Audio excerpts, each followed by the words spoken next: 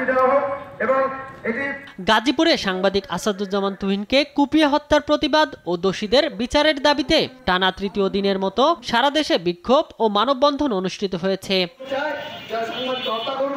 মাদারীপুরের শিবচরে হওয়া মানববন্ধনে সাংবাদিক আসাদুজ্জামান তুহিনকে কুপিয়ে হত্যার ঘটনায় জড়িত সবাইকে দ্রুত আইনের আওতায় এনে বিচারের মুখোমুখি করার দাবি জানানো হয়। আমরা বিশেষ করে সাংবাদিকদের উপর এই হামলা নির্যাতনের তীব্র প্রতিবাদ জানাই। যেসব সাংবাদিক যাদের আজকে কলম নিয়ে দেশের সমস্যা তুলে ধরবার কথা, তারা আজকে চাপাতির আঘাতে মৃত্যুবরণ করছে।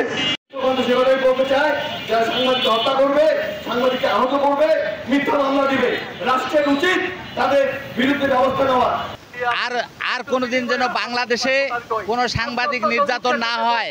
সাংবাদিকের নির্যাতন হওয়ায় দেশের কলঙ্ক।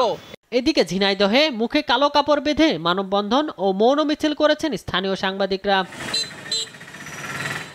একই ঘটনায় চাঁপাইনবাবগঞ্জের প্রতিবাদ সমাবেশে ইলেকট্রনিক ও প্রিন্ট মিডিয়ার সাংবাদিকরা অংশ নিয়ে দ্রুত বিচার ট্রাইব্যুনাল গঠন করে সন্ত্রাসীদের বিচার কাজ সম্পন্ন করার জোর দাবি জানানো হয়। প্রকাশ্য মার্কেট এলাকাতে, জনবহুল এলাকাতে প্রথমে কুপিয়ে পরে গলা কেটে হত্যা করা হয়েছে।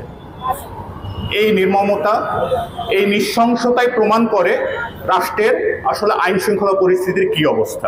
অপশক্তির বিরুদ্ধে দাঁড়িয়ে থেকে আসলে আমরা সাংবাদিকতা করতে এসেছি এবং স্পষ্টভাবে বলতে চাই, গলা কেটে কখনো কণ্ঠরোধ করা যায় না, গলা কেটে কখনো কলম থামানো যায় না।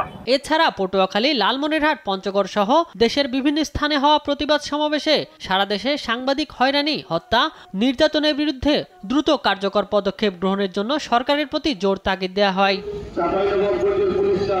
শামীম হোসেন, নিউজ ডেস্ক, দেশ টিভি।